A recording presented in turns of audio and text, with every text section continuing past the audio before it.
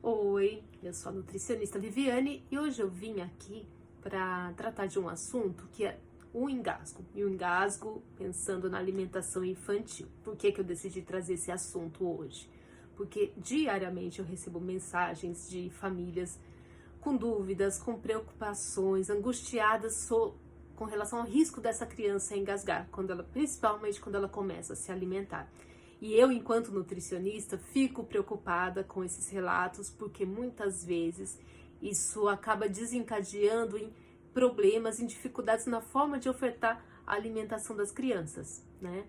Então, primeiro ponto, vamos entender o que é o engasgo. O engasgo é quando existe um bloqueio de via aérea por alguma substância, né? Pode ser por um alimento, pode ser por algum objeto, moeda, brinquedo, peças que são deixadas pela casa, e pode também ser por líquidos, né? Então a gente tem toda essa nossa cavidade, ela é uma musculatura que faz movimentos de abrir e de fechar, né? De contrair e de relaxar. E às vezes pode ter uma contração, inclusive quando passa um líquido, né? A gente já ouviu vários relatos de bebês que engasgaram com água ou mesmo com o próprio leite, né? Então, é um bloqueio de via aérea. Normalmente, o engasgo como que é? Então, ele é silencioso, porque a criança tenta puxar o ar e não consegue.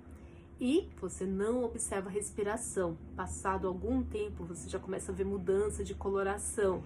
E não é aquela criança que vai ficando rosa, é uma coloração arroxeada, azulada, então mostrando que falta oxigênio, né? É um episódio raro, né? Então não acontece constantemente nas famílias, é um evento raro que inclusive precisa de uma intervenção que se chama manobra de Heimlich. Depois eu posso fazer um vídeo mostrando sobre como que a gente faz essa manobra, né?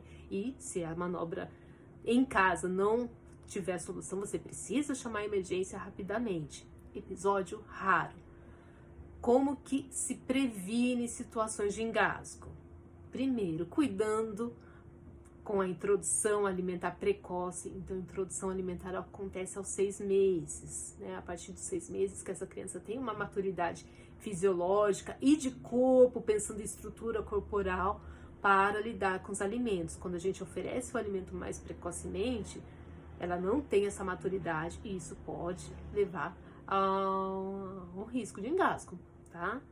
Outra situação, quando a criança não está sentada adequadamente, que tem a ver também com essa maturidade, mas também tem a ver com a posição que o cuidador acaba deixando. Carrinho, que normalmente não deixa essa criança sentada ereta, a 90 graus, bebê conforto, cadeirinhas de descanso. Tudo isso precisa ser avaliado, porque quando essa criança fica inclinada para trás, né, mesmo que seja só um pouco, pela gravidade, aquele alimento, algo que esteja na sua boca, é mais fácil de entrar acidentalmente. Quando essa criança está ereta, 90 graus no chão, qualquer alimento na boca que ela tenha uma dificuldade, ela tende a cuspir, a mandar para fora, né? A trazer isso para frente. Então, o posicionamento é muito importante também. Outro cuidado: adulto não colocar alimentos inteiros na boca da criança ou em pedaços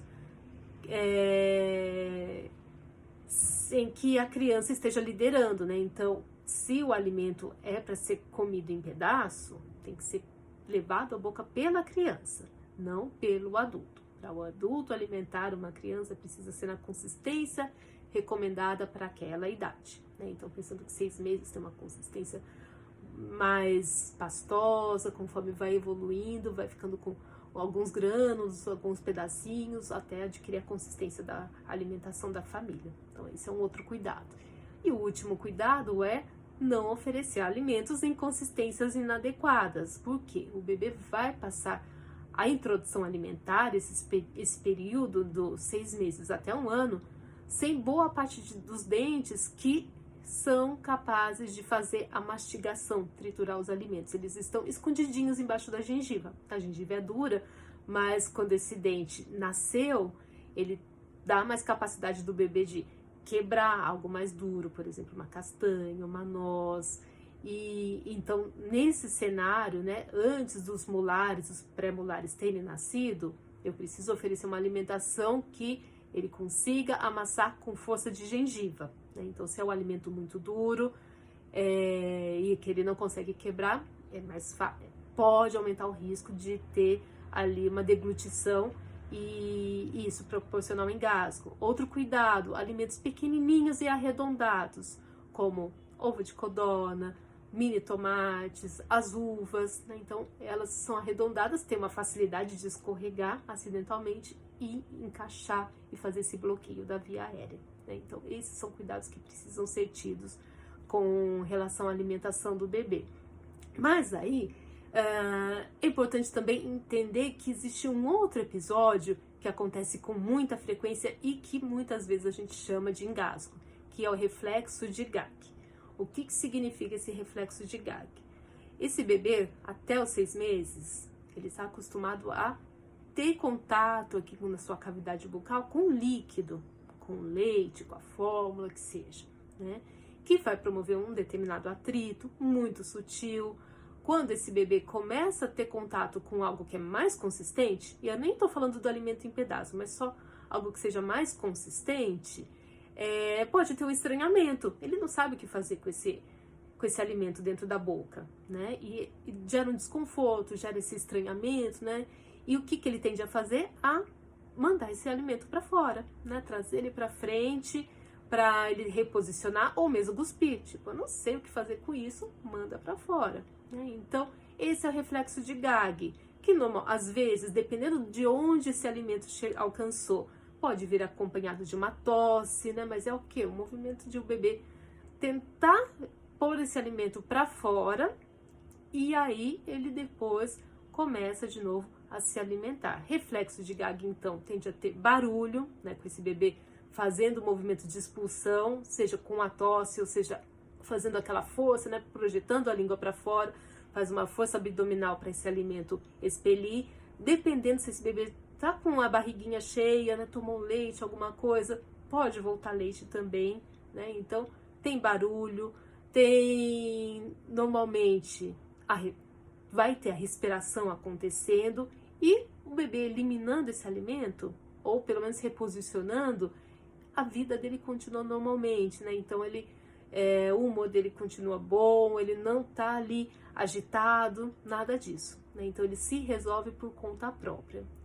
Reflexo de Gag é importante que aconteça, né? Então, é um episódio que vai acontecendo em função numa resposta com relação à segurança do bebê. Quando ele não se sente seguro, ele produz esse reflexo de Gag. Conforme ele vai se adaptando com a alimentação, esse reflexo de Gag vai ficando cada vez mais raro, menos intenso. O que acaba acontecendo? Quando eu faço o baby led weaning, então o bebê comendo sozinho, então ele vai ter contato com os alimentos inteiros, em pedaços, o reflexo de Gag tende a aparecer logo nas primeiras experiências, tá? Quando é um bebê que é alimentado com a colher, como normalmente nos primeiros dias, primeiras semanas, a alimentação acaba sendo bem amassada, com pouquíssimos pedaços, acaba não tendo tanto estranhamento do bebê nessa idade. Conforme vai evoluindo a consistência, é importante que essa consistência evolua ao longo das semanas, né? Então, seja menos amassado, deixe passar os pedacinhos, aí vão acontecendo os episódios de reflexo de Gag. E aí a família tem que tomar cuidado, porque muitas vezes acontece o quê? A família se assusta, porque até então ele não cuspia, não vomitava os alimentos, e aí começou a mandar para fora, e às vezes a família faz o quê? Volta para trás. Então, vamos deixar na consistência mais molinha, sem pedacinhos, porque ali ele comia melhor, e isso é ruim, né? Então eu preciso fazer a evolução da consistência. É natural que aconteça o reflexo de Gag como uma adaptação a esse novo formato em que o alimento é oferecido. E a tendência é que conforme esse bebê vai se acostumando, vai se adaptando, esse reflexo também vai sumindo. Então é algo natural, é importante que aconteça porque ele vai aprendendo a lidar com seu corpo e com as suas capacidades ali de processar aquele alimento, tá? Então vamos diferenciar reflexo de Gag, de engasgo. O que é risco é o engasgo, né? E aí isso eu preciso ter medidas para prevenir, mas a consistência do alimento eu tenho que tomar muito cuidado para não tentar proteger inadvertidamente, inadequadamente esse bebê, tá bom?